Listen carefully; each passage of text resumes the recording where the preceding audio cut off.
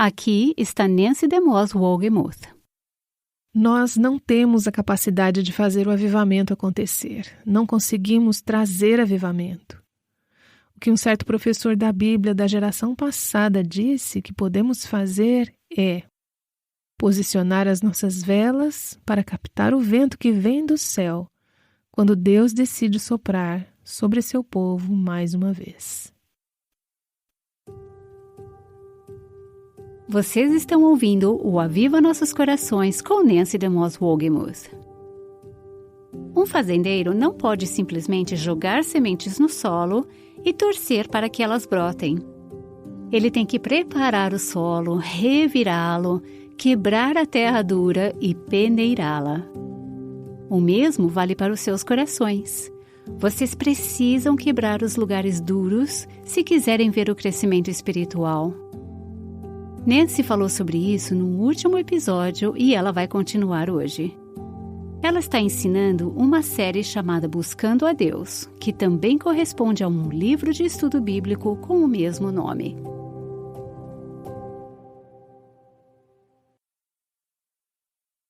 Estamos continuando neste primeiro tópico da série Buscando a Deus, chamando o povo de Deus para buscar ao Senhor de todo o coração. Espero que você se junte a nós nessa jornada. Não é tarde demais para obter o livro Buscando a Deus. Com este livro, você pode reunir algumas amigas, quem sabe um grupo em sua igreja, e dizer, vamos buscar ao Senhor juntas. Continuando esse processo de preparar nossos corações para buscar ao Senhor, para viver um avivamento, quero dirigir a nossa atenção para uma passagem da Palavra de Deus, que eu acho que nos fornece uma imagem poderosa do que acontece quando Deus vem e visita seu povo com avivamento. Se a sua Bíblia estiver por perto, quero convidá-la a abrir no livro de Ezequiel, no Antigo Testamento. Ezequiel, capítulo 37. Vou ler os versículos 1 a 2 de Ezequiel 37. A mão do Senhor estava sobre mim, e por seu espírito ele me levou a um vale cheio de ossos. Ele me levou de um lado para o outro, e pude ver que era enorme o número de ossos no vale e que os ossos estavam muito secos. Ezequiel é um profeta de Deus que é guiado pelo Espírito de Deus nesta passagem. Através de uma visão, ele é levado a um vale cheio de ossos. Pense, quando você pensa em ossos, o que vem à mente? Morte. Este é um cemitério. Mas é um cemitério onde os ossos não estão debaixo da terra. Eles estão acima do solo, eles estão por todo lugar. Não há vida em um cemitério, é um lugar de desolação, é um lugar onde não há esperança. Não há possibilidade de vida neste vale que está coberto com ossos. No contexto imediato e na interpretação desta passagem, fica claro que Deus está falando sobre a situação de Israel. Ele está fazendo uma promessa de que um dia Deus restaurará a nação de Israel e a levará de volta para a sua terra. Ele está falando não apenas sobre a restauração de sua terra, mas também sobre a regeneração espiritual da nação de Israel. Esse é o contexto imediato. Mas acredito que esta passagem tem uma mensagem e uma aplicação para nós também. Na verdade, é uma aplicação dupla.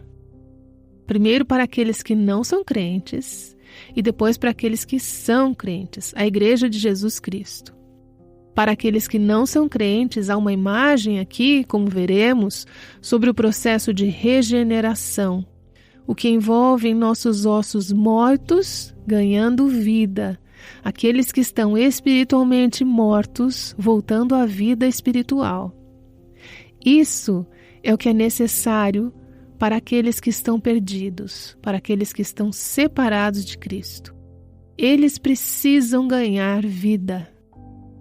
Então essa história, essa visão que Ezequiel experimenta neste Vale dos Ossos também ilustra, eu acho, o processo de renascimento para aqueles que são crentes, o processo de avivamento na igreja. Então Deus leva Ezequiel põe sua mão sobre ele, o conduz nessa visão e o coloca no meio desse vale cheio de ossos.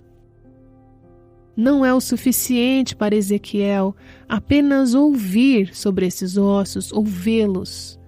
Deus quer que ele esteja bem ali, no meio do vale, para caminhar entre aqueles ossos. Essa não é uma visão distante, do topo de uma montanha, de onde Ezequiel estava. Ele está lá, no vale, com estes ossos. Ele diz que havia muitos ossos e eles estavam muito secos. Aqueles ossos estavam cobrindo o chão. Vejo em Ezequiel um homem de Deus, que deseja ser guiado por Deus, sendo levado para habitar entre aqueles ossos muito secos, para viver entre eles. A imagem para mim é uma imagem do que vivemos hoje. Vivemos em meio a muitos ossos secos, muitos mesmo, em nossa nação e em nosso mundo. Viver em um vale de ossos não é uma coisa muito divertida. Estar perto desses ossos, ter ossos secos como vizinhos, ou família, ou membros da igreja. Preferimos muito mais estar com aqueles que estão vivos, aqueles que compartilham da nossa fé, aqueles que estão espiritualmente vibrantes e cheios de vida. Eu amo a comunhão do povo de Deus, que está vivo espiritualmente. É mais desgastante passar tempo com aqueles que não têm fome, que estão sem apetite, sem interesse pelas coisas espirituais. Mas há momentos em que Deus nos leva para aquele vale de ossos secos e diz: eu não quero que você olhe para isso de longe. Quero que você esteja presente naquele vale. Olhe e veja o que está ali e possa sentir e provar. Pois é naquele lugar, o Vale dos Ossos Secos, ao qual Deus nos levou, é lá que Ele nos dá uma visão do que Ele pode fazer, de seu poder de trazer ossos secos à vida, o poder da ressurreição. O que Deus vai mostrar a Ezequiel nesta visão é algo que só Ele pode fazer. Essa é uma situação impossível para qualquer ser humano. Mas Deus é bem maior do que essa tarefa. Não é um desafio para Deus lidar com aqueles ossos secos, aqueles ossos mortos. Os ossos estão mortos, quer dizer, não há vida naqueles ossos, mas Deus é o Deus da ressurreição. Você não se alegra com o poder da ressurreição? À medida que essa história se desenrola, vemos que é uma passagem que nos traz esperança em situações em que, de outra forma, nos sentiríamos tentadas ao desespero. Algumas de vocês estão em meio a vales cheios de muitos ossos. Vocês estão bem aí no meio deles e são tentadas a se desesperar e a dizer: este é um lugar de morte. Meu lugar de trabalho, minha casa, talvez até minha igreja. O Evangelho não é pregado aqui. Cristo não é exaltado. As pessoas não têm fome, não têm apetite pelas coisas espirituais. E você quer sair desse vale. Mas eu quero te dizer, é no vale que você verá a esperança que o Deus da ressurreição pode dar. Então, deixe-me encorajá-la a deixar Deus levá-la quando Ele quiser para o lugar de ossos secos, para que Ele possa dar a você uma visão do que Ele pode fazer, para que Ele possa fazer pesar sobre você a necessidade daqueles ao seu redor, das pessoas que são representadas por aqueles ossos. Agora, ao passarmos para o versículo 3, Deus diz a Ezequiel: Filho do homem, acaso estes ossos podem voltar a viver? Eu voltei a essa passagem hoje pela manhã e vi que 6 vezes, nos primeiros 14 versículos de Ezequiel 37, existe a palavra viver, viver, viver, viver. Lemos sobre os ossos e você diz: essa é uma história sobre morte. Mas ela não é uma história sobre morte, é uma história sobre a vida, porque Deus está lá, naquele vale. O assunto é a vida. Deus quer trazer esses ossos à vida espiritual. Então Deus diz a Ezequiel: Filho do homem, esses ossos podem voltar a viver? Agora, humanamente falando, a resposta a essa pergunta seria: de jeito nenhum, absolutamente não. Imagine-se pegando um osso na mão. Esse osso poderia viver? Não há chance de que esse osso possa viver. Mas Ezequiel sabiamente diz no versículo 3: Ó soberano Senhor, só tu o sabes. O Senhor sabe. O que ele quer dizer com isso? Bem, talvez ele quisesse dizer: Senhor, tu sabes que esses ossos não podem viver. Ou talvez ele quisesse dizer: Senhor, só tu sabes o que podes fazer com estes ossos. Seja qual for o sentido, ele se volta para Deus e, em vez de dizer: Senhor, não há como esses ossos viverem, ele diz: Senhor, tu o sabes. Esta resposta não seria suficiente em meio ao seu vale de ossos secos? Senhor, tu o sabes. Tu sabes o que tu podes fazer. Tu sabes o que está aqui. Tu conheces as impossibilidades. Tu sabes o que tu podes fazer. Essa igreja algum dia voltará à vida? Senhor, tu o sabes. A minha família pode ter vida espiritual e vitalidade? Senhor, tu o sabes. Senhor, poderiam os ossos secos da minha vida realmente se alegrar, cantar e se encher de vida de novo? A minha vida espiritual poderia ser restaurada? Senhor, tu o sabes. Então Deus diz algo a Ezequiel que, se não fossem palavras ditas por Deus, pareceriam muito estranhas. No versículo 4, Deus diz para Ezequiel: profetize a estes ossos e diga-lhes: ossos secos, ouçam a palavra do Senhor. Veja, essa é uma imagem meio ridícula, se você pensar sobre ela. Ezequiel recebe a ordem de pregar aos ossos e a dizer a eles: ouçam a palavra do Senhor. É claro que os ossos secos não podem ouvir. E parece ser algo muito estranho pregar para os ossos secos, porque a menos que Deus sobrenaturalmente se mova sobre eles e lhes dê vida, aqueles ossos secos não vão fazer nada em resposta à pregação. Mas quer saber? Não cabe a nós fazer os ossos viverem. Esse não é o nosso trabalho. Nosso trabalho é proclamar a palavra do Senhor. Ouça a palavra do Senhor. Você não pode fazer com que seus filhos tenham vida espiritual, mas você pode falar a palavra do Senhor para eles. Essa passagem também destaca a importância, a centralidade do papel da pregação no processo de regeneração e avivamento. A pregação da palavra de Deus. Qual o sentido de pregar para aqueles ossos secos? Eles não podem responder, eles não têm vida. Deus diz: pregue mesmo assim. Pregue e deixe-me trazê-los de volta à vida. A propósito, se você tem um pastor que está pregando a palavra de Deus, agradeça a Deus por aquele homem e ore por ele. Ore para que Deus dê coragem e fé a Ele, também unção e fidelidade para continuar pregando e proclamando quando parecer talvez que as pessoas não estejam ouvindo ou respondendo.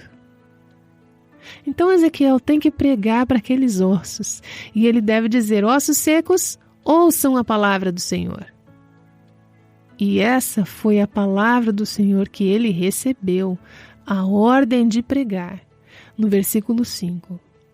Assim diz o Senhor Deus a estes ossos: soprarei meu espírito e os trarei de volta à vida.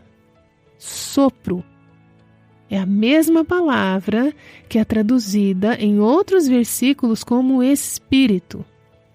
É aquela palavra hebraica ruach, o sopro de Deus, o Espírito de Deus.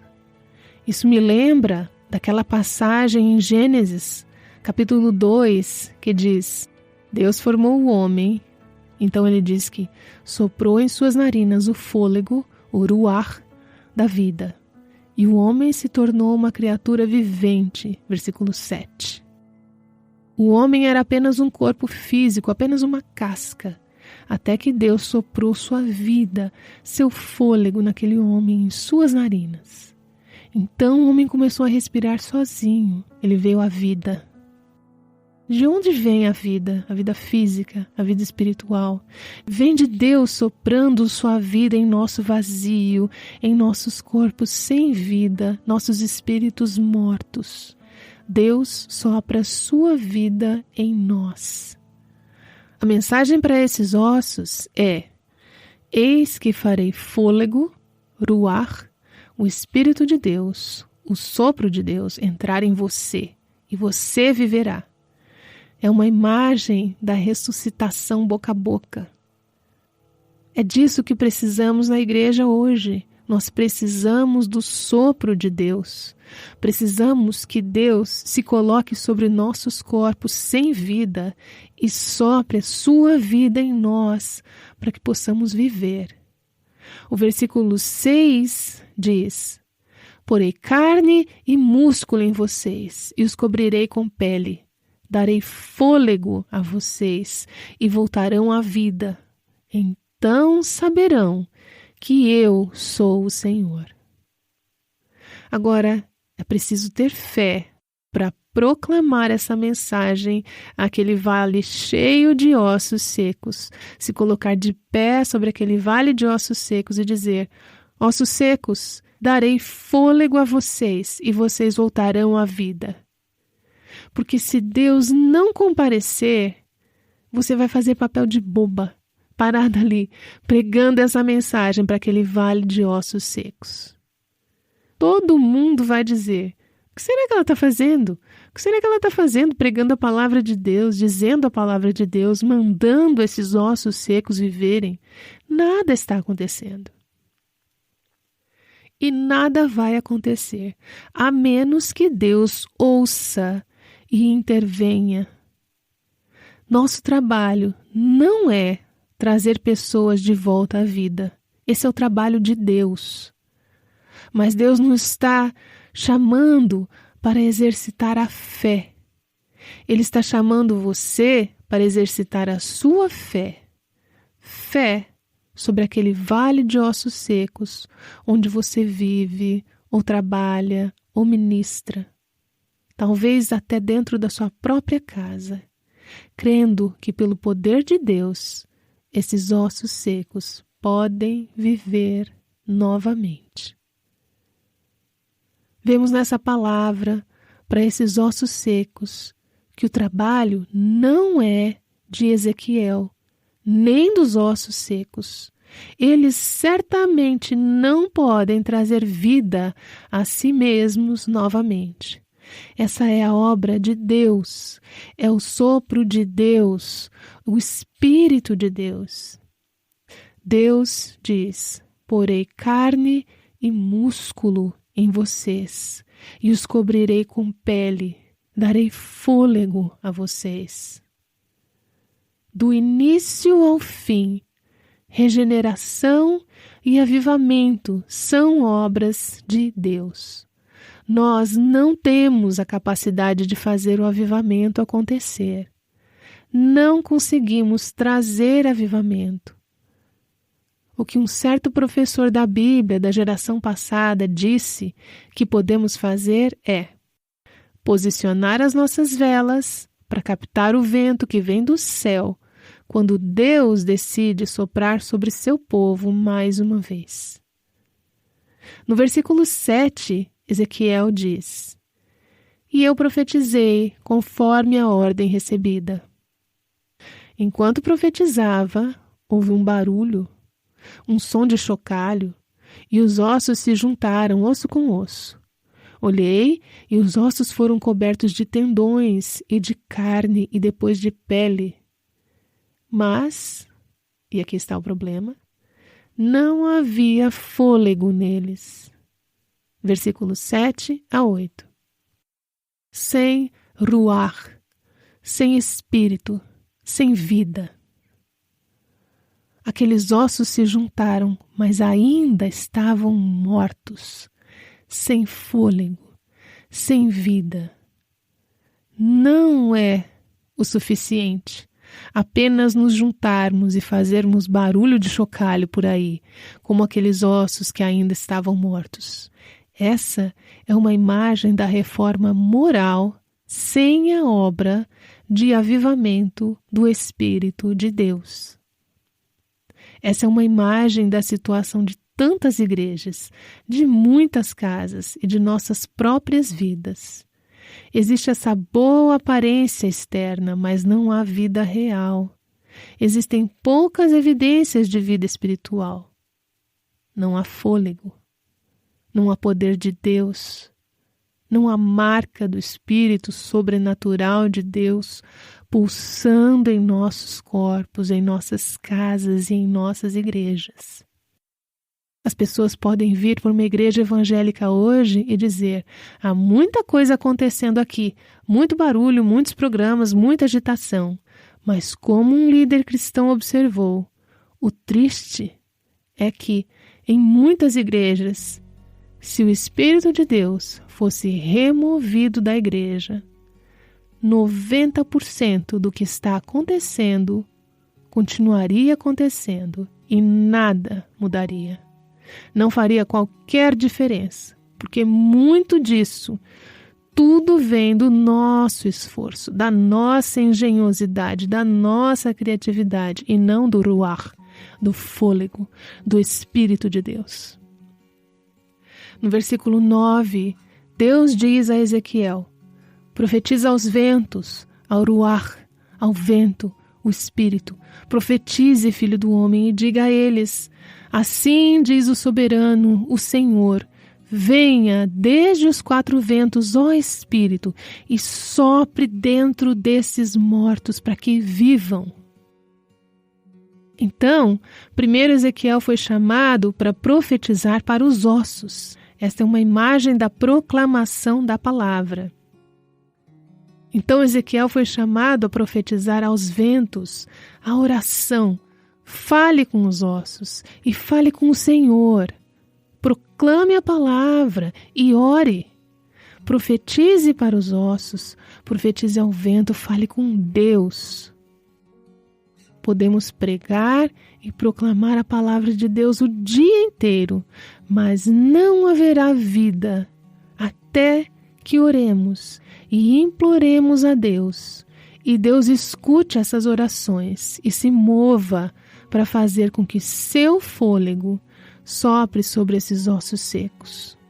Somos absolutamente, completamente dependentes do Espírito Santo de Deus para trazer avivamento à medida que o buscamos. Então Ezequiel prega para aqueles ossos secos e ele ora e implora a Deus pela obra do Espírito de Deus. Durante essas semanas de busca ao Senhor juntas, precisamos estar clamando a Deus. Enquanto estou proclamando a palavra, todas nós precisamos clamar ao Senhor e ao Espírito de Deus. Não haverá avivamento pessoal, nenhum avivamento corporativo se não orarmos. Somente o Espírito de Deus pode fazer isso. Versículo 10. Eu profetizei como ele me ordenou, e o Espírito, o Ruach, entrou neles, e eles receberam a vida. Vida em um cemitério, vida no lugar dos mortos, vida onde havia ossos secos. E eles se puseram em pé, era um exército enorme. Então ele me disse: filho do homem, esses ossos são toda a nação de Israel. Eles dizem: nossos ossos se secaram e nossa esperança desvaneceu-se, fomos exterminados. Versículos 10 e 11. As pessoas estavam sentindo essa sensação de desespero, a nação de Israel sendo dispersa e sem vida, nenhum sinal do Espírito de Deus. E muitas de nossas igrejas se sentem assim hoje. Às vezes nós olhamos ao redor e vemos o que está acontecendo e pensamos: isso nunca acontecerá, nunca haverá esse grande avivamento. Mas essa não é a parte central dessa passagem. O coração dessa passagem é dizer: ó Senhor, Tu sabes o que pretendes fazer e o que Tu podes fazer, que ninguém mais pode fazer. Versículo 12 diz: assim diz o soberano, o Senhor: ó meu povo, vou abrir os seus túmulos e fazê-los sair. Trarei vocês de volta à terra de Israel. Isso me parece algo que só Deus pode fazer. Você não vai aos funerais hoje esperando que as sepulturas sejam abertas e os corpos saiam. Só Deus pode dar vida a corpos sem vida. E Deus está dizendo: isso é exatamente o que pretendo fazer. Não apenas na ressurreição final, mas meu trabalho é ressuscitar corpos sem vida e avivar crentes, pessoas e igrejas hoje. Eu abrirei as sepulturas e os irei levantar de suas sepulturas, ó meu povo. Versículos 13 e 14 diz assim: e quando eu abrir os seus túmulos e os fizer sair, vocês, meu povo, saberão que eu sou o Senhor. Porém meu espírito, meu ruach, meu fôlego, minha vida em vocês, e vocês viverão. Isso é o que o avivamento faz. Isso nos traz de volta de um estado sem vida, comatoso. Muitas pessoas em tempos de avivamento que nunca tiveram vida espiritual irão realmente nascer de novo. Eles serão regenerados. E aqueles que têm vida, mas vivem como se não tivessem vida, irão voltar à vida. Você deve viver. Então vocês saberão que eu, o Senhor, falei e fiz. Palavra do Senhor. Versículo 14. Então, qual é o resultado? Ao buscarmos ao Senhor para obter avivamento, ao clamarmos a Ele, qual é o resultado? O resultado é que Deus é glorificado. Saberão que eu sou o Senhor. Não é só você que saberá, mas outros saberão também. Esse é o objetivo, que o mundo saiba que Ele é Deus. Conforme Deus traz esse ruach, esse fôlego, essa vida sobre nós, iremos acreditar no poder, na majestade, na grandeza de Deus. A falta de vida em nossas igrejas e em nossas vidas hoje não é por causa de todas as religiões falsas que estão por aí. É por causa dos ossos secos nas igrejas. Esse é o problema em nosso mundo. É por isso que o Evangelho não está tendo tanta força e tanta vitalidade em nosso mundo. É por isso que ele não é mais persuasivo em nosso mundo. Porque muitas de nossas igrejas estão cheias de ossos. Muitos de nós, como crentes, não temos a menor ideia de quem Deus realmente é. Nós sabemos muito sobre ele, mas não estamos experimentando o poder vivo, vital e vibrante do Espírito de Deus nesses ossos. Eu amo aquele hino que foi escrito no início de 1900. Ó fôlego de vida, vem e toma conta de nós, aviva a tua igreja com vida e poder. É essa a sua oração? Estamos nos reunindo ao longo dessas semanas para orar, para buscar ao Senhor, clamar a Ele, buscá-lo junto com outras mulheres cristãs. Então, vamos nos unir. Vamos unir nossos corações hoje para fazer essa oração. Senhor, nós oramos. Fôlego de vida, visita-nos. Vem, Espírito de Deus. Move esses ossos secos, enche-nos de vida. Sopra em nós o fôlego de Deus. Nos preenche com vida nova, para que possamos saber, para que aqueles ao nosso redor possam saber, para que as nações possam saber que o Senhor é Deus. Faz isso por causa do teu grande nome, por causa do teu grande reino, e que o Evangelho possa avançar em nosso mundo com poder, com credibilidade, enquanto esses ossos secos ganham vida. Nos abençoe, Senhor. Agradecemos, ó Espírito de Deus, por se mover em nosso meio. Em nome de Jesus. Amém. Você quer ver alguns ossos secos na igreja se levantarem e viverem? Essa é uma das paixões do Aviva Nossos Corações e de Nancy DeMoss Wogemuth. Essa é uma das razões pelas quais ela escreveu o livro Buscando a Deus. Ela ajuda mulheres que se sentem secas a aprenderem a viver novamente. Uma ouvinte, por exemplo, Brenda de Minnesota, nos escreveu sobre o Buscando a Deus e disse: acabei de receber a minha cópia do Buscando a Deus e comecei a ler e estudar na expectativa de liderar um grupo de cerca de 70 mulheres. Meu coração está partido e não consigo parar de chorar por causa da profundidade do meu pecado. Imaginei que isso seria bom para as mulheres da nossa igreja, mas veja, sou eu que preciso de oração. Obrigada, Nancy, por algo que preciso desesperadamente em minha própria vida. Estamos orando para que mulheres como Brenda em todo o país experimentem um avivamento. Muitas mulheres encomendaram o livro Buscando a Deus e começaram o estudo. Não é tarde demais para você também receber e estudar este material. Você pode descobrir onde comprar esse livro acessando nosso site www.avivanossoscorações.com e clicando no botão Buscando a Deus, em Recursos e em seguida Livros. Não deixe a vida continuar como sempre foi. Experimente a alegria do avivamento pessoal. Você já ouviu o termo guerreiras de oração.